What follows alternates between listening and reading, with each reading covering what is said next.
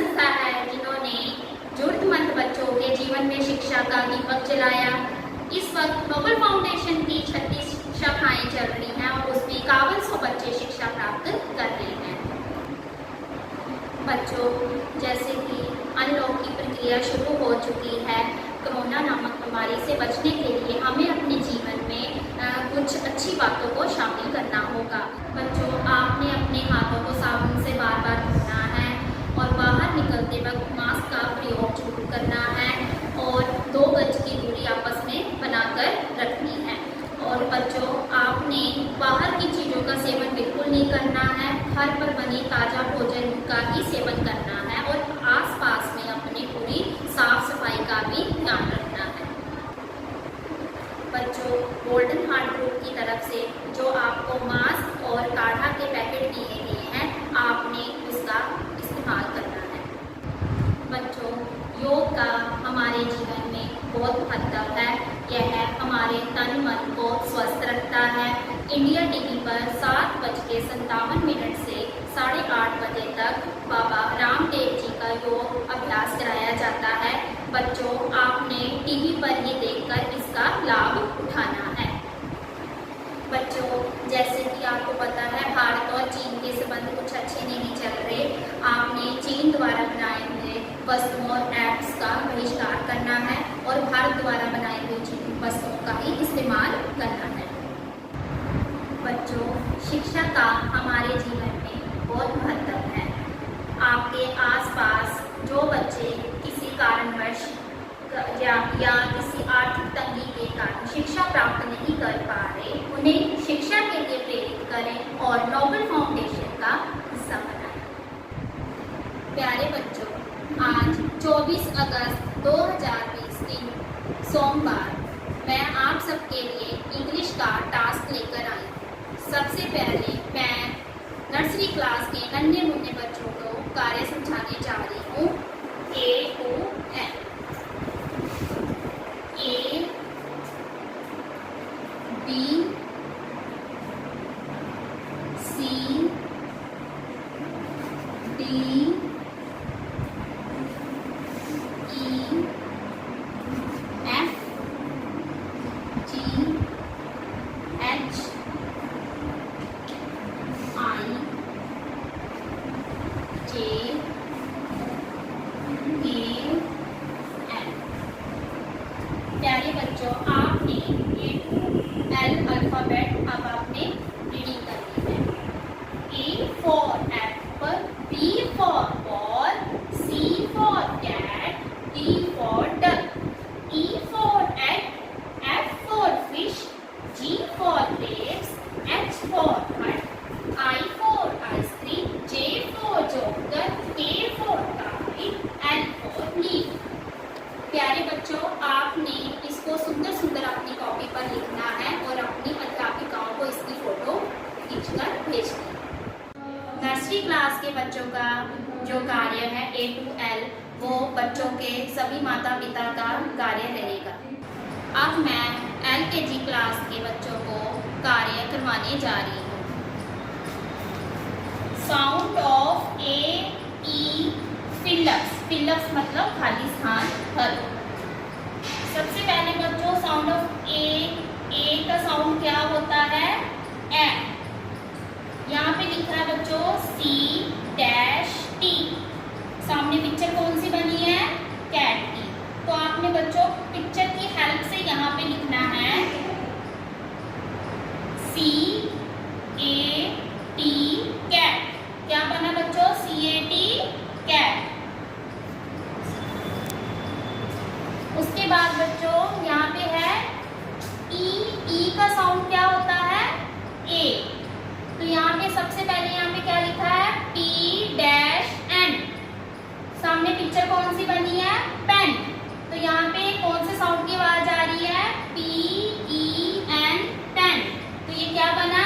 Pen. बच्चों, आपने ये सारे पिक्चर की हेल्प से ये सारे फिलअप्स करने हैं और इसकी फोटो अपने अध्यापिकाओं को सेंड करनी है।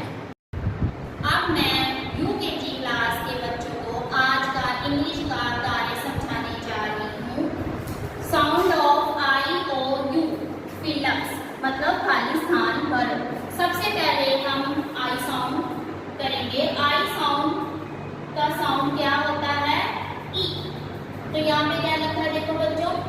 Dash N. सामने पिक्चर कौन सी बनी है? पिन। पिन में कौन से साउंड की आवाज आ रही है? ई। तो आई का साउंड क्या होता है? ई। तो यहाँ पे क्या आएगा? आई।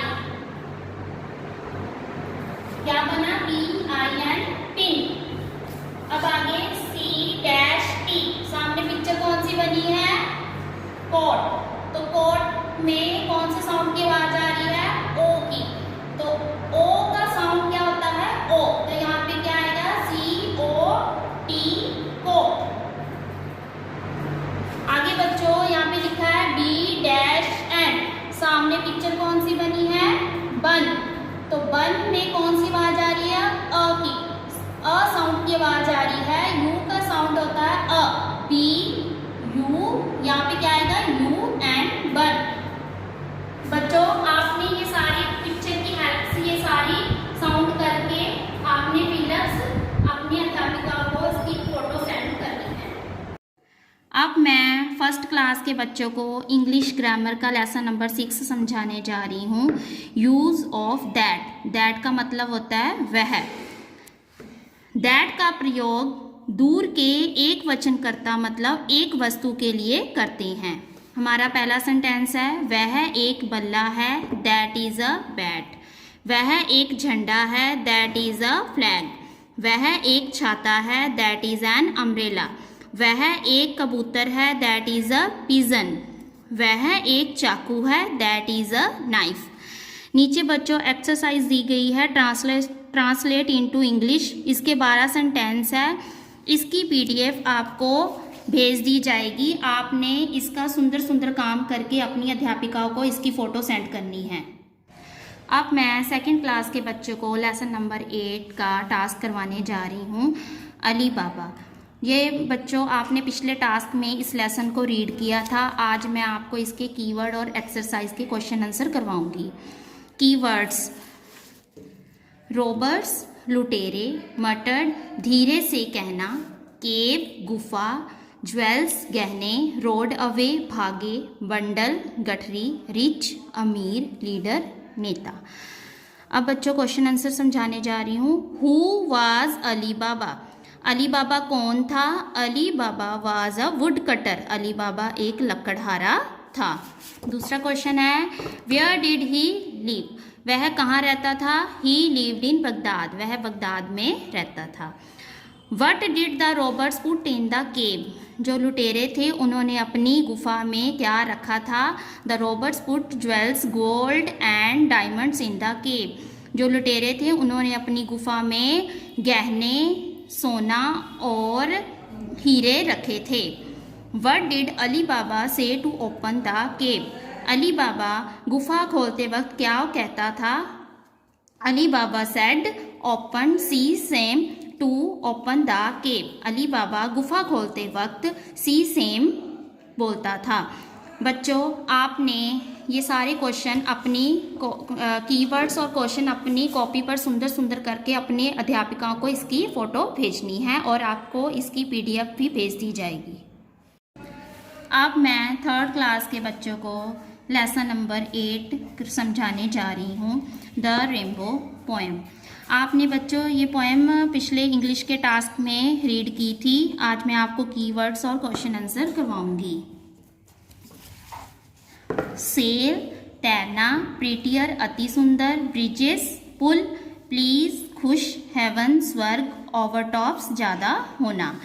क्वेश्चन आंसर, पहला क्वेश्चन है where do the boat sail? नाव कहाँ तैरती हैं? The boat sails on the river. जो नाव है वो नदियों के ऊपर तैरती हैं। Where do the ships sail? समुद्री जहाज कहाँ तैरते हैं? Ships sail on the seas. समुद्री जहाज समुद्र में पर तैरते हैं। Where do the cloud sail? बादल कहाँ तैरते हैं? The cloud sails across the sky.